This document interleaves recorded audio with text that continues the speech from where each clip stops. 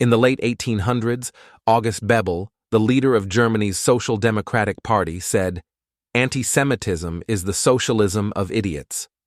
Bebel used this phrase to demonstrate that anti-Semites, i.e., Jew haters, were blaming economic inequality on the Jews rather than on the real reasons, such as unregulated capitalism, poor education, and equal opportunity employment.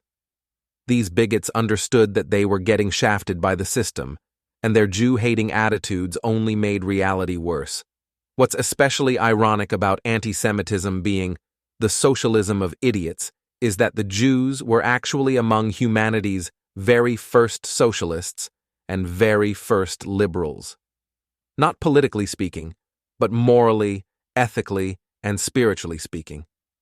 Heck, Jews were even woke and progressive, thousands of years before these terms became perverted by modern-day impersonators who have, among other precarious positions, developed an anti-Israel program to disguise their dangerous anti-Semitism. As those among humanity's very first socialists and very first liberals, perhaps we should remind the world about who we are and what we subscribe to. One account in the Talmud tells about someone who wanted to convert to Judaism. This happened not infrequently, and the individual stated that he would accept Judaism only if a rabbi would teach him the entire Torah, while he, the prospective convert, stood on one foot. Upon hearing this, the gentle Jewish sage Hillel accepted the challenge and said, "What is hateful to you, do not do to your neighbor. That is the whole Torah. The rest is the explanation of this. Go and study it." Another story from the Talmud is about Honi the circle maker, who saw a man planting a carob tree and asked him how long it takes to bear fruit. 70 years, the man replied, to which Honi wondered aloud, "Are you certain that you will live another 70 years?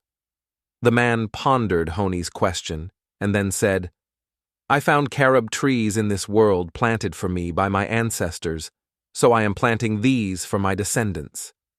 When the children of Israel had entered the land with Joshua, they divvied it up in equal portions, rendering all Israelites landed and equal citizens. You couldn't sell a parcel of land, you could only lease it until the Jubilee year, which came once in 50 years. In Jewish law, if a person is starving, he is permitted to take the food of another person, since that person has an obligation to provide the starving person food. If you see another person's property being destroyed, you are obligated to do what you can to prevent the destruction. Other Jewish laws, going back thousands of years, include not to covet and scheme to acquire another's possession, Exodus 20:14, to decide by majority in case of disagreement, Exodus 23:2, to give charity, Deuteronomy 15:11, not to withhold wages or fail to repay a debt, Leviticus 19:13, help another remove the load from a beast which can no longer carry it, Exodus 23:5, not to put a stumbling block before a blind man, Leviticus 19:14, to recognize others distraught with burdens, Deuteronomy 22:4, not to destroy fruit trees even during the siege, Deuteronomy 20:19, not to have too much silver and gold if you are the king, Deuteronomy 17:17, to leave a corner of the field uncut for the poor, Leviticus 19:10. Did you know that Judaism is the reason we have a weekend?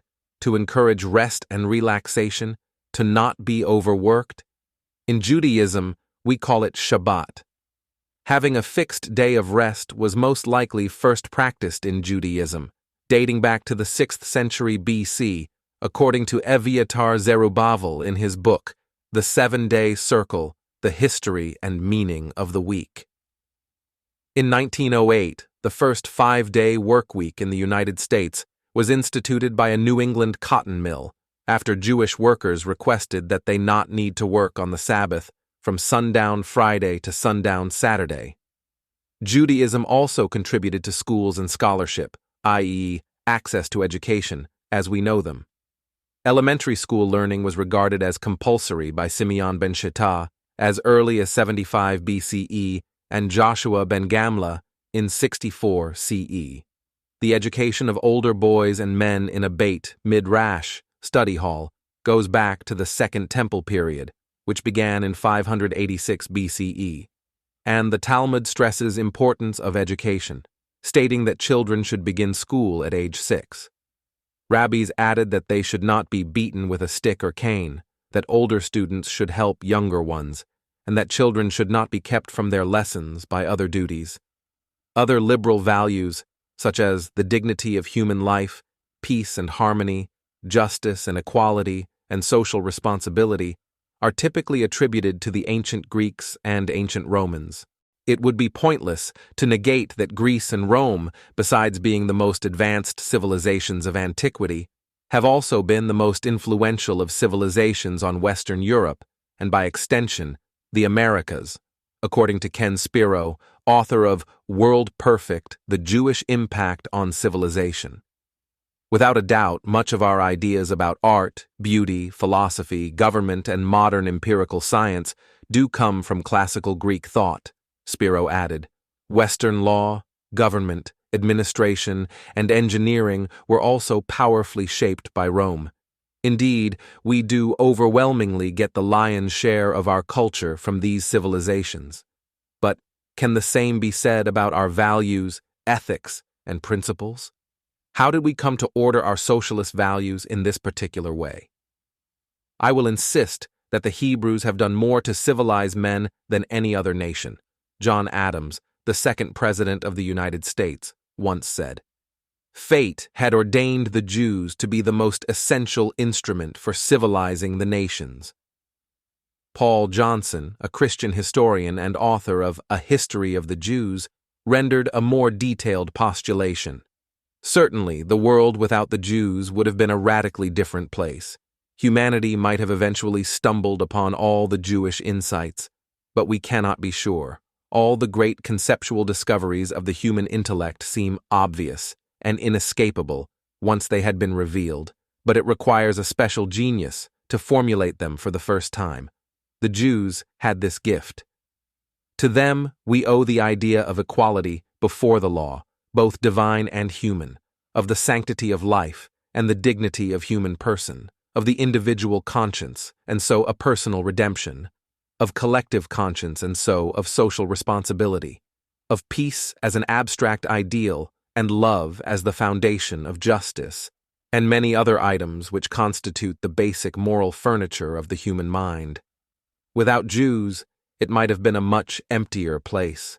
Is it really possible that our liberal values do not originate from one of the great civilizations, but have been bequeathed to us by a small, otherwise insignificant nation inhabiting a tiny piece of real estate in the Middle East?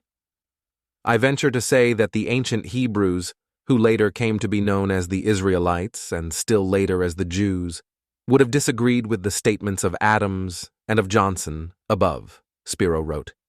They would have insisted that they had nothing personally to do with inventing the values which ran against the grain of the world around them, and indeed were totally unknown to other peoples. They would have insisted that these values came from God, and they were merely the people chosen to disseminate them worldwide. This was the story they told from the time they appeared on the world scene around 1300 BCE, hundreds of years before the ascent of the Greek civilization, he continued. Back then, they were still a newly emerging nation that functioned more like a large extended family, all family members tracing their ancestry to a man named Abraham who had lived somewhere around 1800 BCE. It was a story bound to raise more than a few eyebrows in the ancient world. Of course, the ancient people believed all sorts of wild things about divine relationships with human beings, so the Jews' story was not in and of itself all too outlandish. Nor was a society governed by laws so strange after all. Previous law codes, the Code of Hammurabi being the most famous, set forth rules governing property rights and the like. What the ancient world couldn't fathom was this particular code. Indeed, it was a code that to the ancient mind seemed irrational. The Jews are distinguished from the rest of mankind in practically every detail of life, Roman philosopher Dio Cassius wrote. Hence why European socialism did not originate in Roman or Greek jurisprudence, Nor did it arise out of the pure reason of 19th century political thinkers. The roots of socialism are firmly grounded in a Torah institution, according to Rabbi Tzvi Freeman, who also pointed out that Torah also respects the individual and their inalienable rights. John Locke, commonly known as the father of liberalism, is typically to whom we most owe the idea that each man has a natural right to life, liberty, and property, as well as the notion of giving your needy brother the right to your surplus of goods, not out of your mercy, but out of justice. In a fascinating article titled Locke and Political Hebraism, however, Fania Oz Salzberger dismissed this claim. Only the Hebrew Bible, she wrote, could support this legalist, non-voluntary approach to the relationship between the wealthy and the starving, thanks to its unique model of an altruistic community rooted in law. That's why, in the Torah, there's no talk of rights.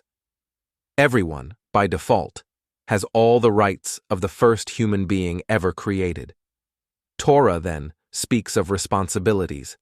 The taxes that the Torah speaks of are the responsibility of the individual to provide for the poor, the orphans, and the widows. As for government, the Torah gives it relatively little significance. Yes, the rabbis instituted takanot hashuk, price ceilings, measures to keep staple foods at reasonable prices, and penalized those who failed to provide their fair share for the poor.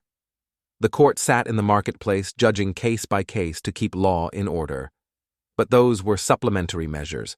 More aptly, anyone who has studied the Talmud's monetary laws is struck by the prominent place of the oath in this system. Without the institution of the oath, the entire judicial system of monetary law crumbles to pieces. Every piece of it is built on an assumption that the great majority of citizens, no matter how great a financial loss is at stake, would not be able to hold a Torah scroll and make a statement before a Jewish court that is blatantly false. This is an assumption that relies heavily on the moral education of the people, according to Rabbi Freeman. And that is just the point. A society can be fair, just, and ethical only when the populace receives an ethical education.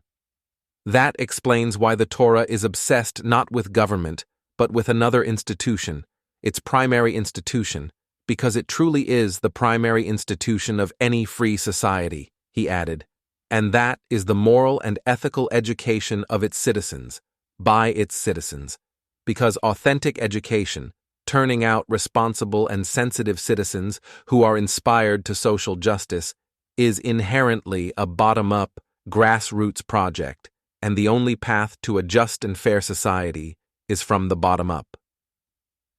Jews do not call the founder of our society Moses the lawmaker or Moses the governor, but Moses our teacher. Few other nations were formed by someone who is called our teacher. And who were the men who forged the law of Torah into a code to function throughout the ages, who legislated its application in everyday life? The rabbis of the Mishnah and the Talmud were not a ruling class, but by and large people who tilled their own fields, pruned their own vineyards, or occupied a craft or trade. They were of the people themselves. When we shift the historical paradigm from slaves throwing off their shackles to free people forming a society, we also shift the engine of this society from governance to education, Rabbi Freeman said. But that also requires shifting our understanding of capitalism and socialism to frame it not in terms of ownership, but rather in terms of our responsibilities to one another and the betterment of society. Moving on, Judaism also created the concept of universalism that so many people, especially those on the liberal left, cherish today. From day one, Jews have always pushed a universal worldview, an idea of the whole human race united. We are particularists in that the Jewish people is supposed to do this, not at the expense of their identity, but by preserving their Jewish identity as a role model. Environmental issues are, for good reason, another pressing issue among today's liberal left. Did you know that the Torah prescribes a responsible stewardship of our environment? Just as the Jews have a weekly Sabbath on the seventh day of the week, we also have a yearly Sabbath, which takes place every 7 years, called Shemitah, literally meaning renunciation. It is the 7th year of the 7-year agricultural cycle mandated by the Torah in the land of Israel. During Shemitah, the land is left to lay fallow and all agricultural activity is forbidden by Jewish law, including plowing, planting, pruning, and harvesting. Other cultivation techniques, i.e., watering, fertilizing, weeding, spraying, trimming, mowing, may be performed as preventive measures only, not to improve the growth of trees or other plants. In ancient Israel, farmers still harvested crops, but only as much as people needed for their sustenance. And Julius Caesar exempted the Jews from taxation in a Shemitah year since they neither take fruit from the trees nor do they sow. Today, in modern-day Israel, Shemitah only applies within the borders settled by the ancient Israelites upon their return from Egyptian slavery. This excludes the southern Arava Valley and large portions of the Negev, where farming continues as usual. And most large commercial farmers symbolically relinquish ownership of their land for the sabbatical year, enabling them to sell produce grown in the soil with certain modifications, such as plowing before Shemitah begins. Farmers who choose to practice Shemitah more literally can use various methods to continue providing produce to the market, such as growing hydroponically or in raised containers. Speaking of modern-day Israel, the Jewish state founded in 1948 started out as a beacon of successful socialism in which the paradigmatic building block was the kibbutz, a utopian commune that fused egalitarianism, farming, and Zionism. Zionism is the liberation movement of the Jewish people, who lived under millennia of oppression and exile. A resoundingly progressive idea, according to Joe Roberts, chairman of the Zionist advocacy organization J-Space Canada. The labor Zionists, who immigrated to then Ottoman era and British Palestine starting in the mid-1800s, aspired to develop a more just society centered on community, not the individual. They founded agrarian communes, the kibbutzim that settled the land and later attracted idealist diaspora Jews to work on them, and socialist organizations like the Histadrut, which today represents the majority of Israel's trade unionists. Labor Zionism, or socialist Zionism, was for many years the most significant tendency among Zionists and Zionist organizations, and was seen as the Zionist sector of the historic Jewish labor movements of Eastern Europe and Central Europe, eventually developing local units in most countries with sizable Jewish populations. Unlike the political Zionist tendencies founded by Theodor Herzl and advocated by Chaim Weizmann, Israel's first ceremonial president, labor Zionists did not believe that a Jewish state would be created by simply appealing to the international community or to powerful nations such as the United Kingdom, Germany, or the former Ottoman Empire. Rather, they believed that a Jewish state could only be created through the efforts of the Jewish working class immigrating to Israel and raising a country through the creation of a labor Jewish society with rural kibbutzim and moshavim, an urban Jewish proletariat with characteristics such as pioneering, humble, idealistic, and modest to the point of poverty. From 1948 to 1977, the left-wing Labor Party, or its forerunners, was constantly in power and, alongside the Histadrut, built a nation that aligned with labor Zionist principles. What distinguishes labor Zionism from other Zionist streams is not economic policy, analyses of capitalism, or any class analysis or orientation, but its attitude towards Israeli-Palestinian issues. And this is where the socialism of idiots has come to fruition in Israel as well. From my vantage point, the key difference between labor Zionism and other Zionist streams is the acceptance of reality, that peace with the Palestinians, and much of the greater Muslim and Arab world, is simply improbable. The assumption that real peace is possible here, peace like the one between Switzerland to Italy or between France and Belgium, is an assumption that has nothing to rely on, famed Israeli historian Benzion Netanyahu said. To this end, even Israel's normalization with Egypt, the first Arab country to recognize the Jewish state in 1979, has proven to be a half-peace at best. Real peace, according to Benzion Netanyahu, is a kind of superstition that we cultivate in order to deceive ourselves and to make it easier for the hostile world to mislead us. For the objective enemy will always be present, and the enemy will always wait for us. It will always look for our weak points. It will wait for revelations of weakness on our part, and then attack. Hence why Israel's socialism of idiots is one of the main reasons, but definitely not the only reason, for Israel's incredibly right-wing government in power today. It's the more centrist and right-wing Israelis who believe what I've said time and time again, and what I'll keep saying until people finally understand it.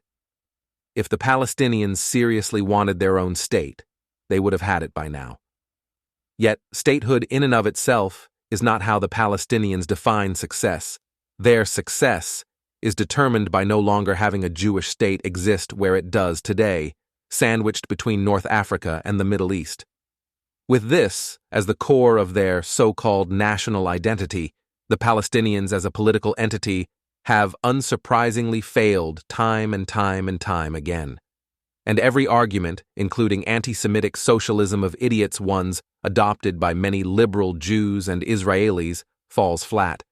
For instance, some claim that Israel isn't willing to make peace with the Palestinians, even though since the 1930s the Jews have engaged in the highly cherished liberal principle of shared ownership, a whopping 10 times to create a two-state solution with the Palestinians. In 1936, the Peel Commission. In 1947, the UN Partition Plan. In 1949, UN Resolution 194. In 1967, UN Resolution 242. In 1978, the Begin Sadat Peace Proposal. In 2000, the Camp David Peace Proposal. In 2001, the Taba Peace Proposal. In 2008, the Olmert Peace Proposal. In 2014, Kerry's Conditions for Peace. And finally, in 2019, Trump's Deal of the Century. Others argue that Israel refuses to return land, without realizing or forgetting that Israel has historically withdrawn from areas it captured following wars in which Israel was predominantly attacked. This includes returning the Sinai Peninsula to Egypt in 1979 and Gaza to Palestinian governance in 1993. Others claim it is Israel's treatment of the Palestinians, but we've supplied them with water, electricity, and currency, which no other country would even do for reasonable fear of devaluation, for decades. What other country provides their stated enemy with such essentials? When our Arab neighbors need life-saving health care, Israelis open their doors. We treated Yahya Sinwar, Hamas leader who planned the October 7th attacks, for cancer, and we treated his daughter too. We treat war-wounded civilians who arrive at the Syrian border. We treat Palestinian children, including right now in this very war. As we speak, we are even treating the terrorists who massacred our people on October 7th. Others posit that it's an issue of occupation, without realizing or forgetting that Israel has built walls, checkpoints, and other security infrastructure not to occupy the Palestinians, but as a response to their decades-long grotesque and barbaric terrorism against Israeli citizens, during all the years that there weren't any walls and checkpoints. Others believe that Israel wants to get rid of the Palestinians. To this I say, if we truly wanted to get rid of them, the current Israel-Hamas war would have been over just a few days after it started. The reality is that we're using a tiny fraction of our military means, and Israel's standard of proof to demonstrate compliance with international law is unparalleled. No other state in the international system is subjected to provide such detailed evidence during an ongoing armed conflict. This is why the Israel's socialism of idiots groups are becoming exponentially less relevant, in favor of the more centrist and right-wing parties, which realize and receive more votes based on the fact that Israel will likely never be able to live in peace with the Palestinians and Arabs, no matter what U.S. Israelis do. Going back to the 1970s, Israel's socio-economic and political environments shifted from labor Zionism to relatively right-wing policies, triggered by the morale-shattering 1973 Yom Kippur War, as well as high inflation that caused several Israeli banks to fail a decade later. For instance, high inflation and economic troubles in the 1980s caused many kibbutzim, the epitomes of socialism, to go into debt and enter bailout agreements with the government. These agreements allowed the kibbutzim to repay their debt over time on the condition that they be privatized. Naturally, this caused Israelis to rethink their economy and ultimately transition away from a socialist welfare state. By liberalizing the Israeli economy, Palestinian day workers who participate in it had their standard of living upgraded, and Israel's burgeoning economy sought to globalize. Meanwhile, Palestinians have blamed Israel's economic policies for hurting the prospects of an autonomous Palestinian economy. But this is exactly the kind of socialism of idiots thinking that continues to plague Israel today. The notion that Israel is to blame for all of the Palestinians' problems. The very nature of anti-Semitism, more recently self-described by anti-Semites as the more socially acceptable anti-Zionism, is to blame the Jews for other people's problems. Sure, Israel can theoretically always do more in the way of a two-state solution, especially since Benjamin Netanyahu was elected and re-elected Israeli Prime Minister from 2009. But the Israeli-Palestinian conflict didn't start in 2009. It goes back to the 1800s.